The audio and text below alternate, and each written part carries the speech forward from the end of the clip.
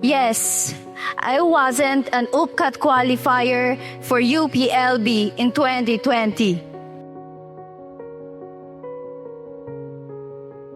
Sabi nila, UP will humble you. It did so even before I could set my foot in the university. Kung kaya, nang matanggap ko ang balita na ako ang class valedictorian, hindi saya, kundi takot. Ang unang bumalot sa aking damdamin. Dahil kung titingnan kung paano ako nagsimula, it was definitely not a usual route one would imagine for a valedictorian.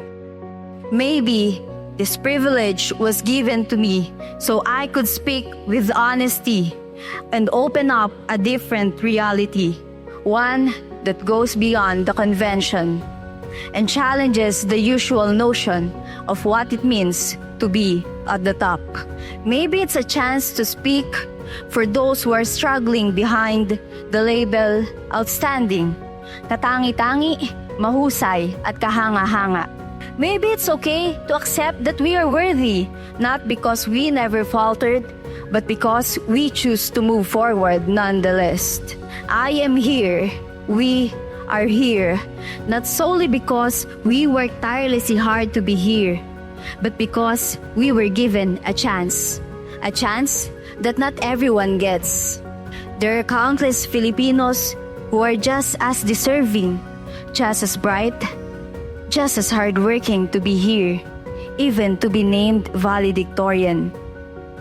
But because of a lack of privilege, many were forced to stop study. It is then the right time that we use our privilege, not just to reach greater heights, but to build ladders so others may also stand where we are right now. Because once upon a time, someone made a way for us to be here. And now, it is our turn to be that way for others so they too may have this.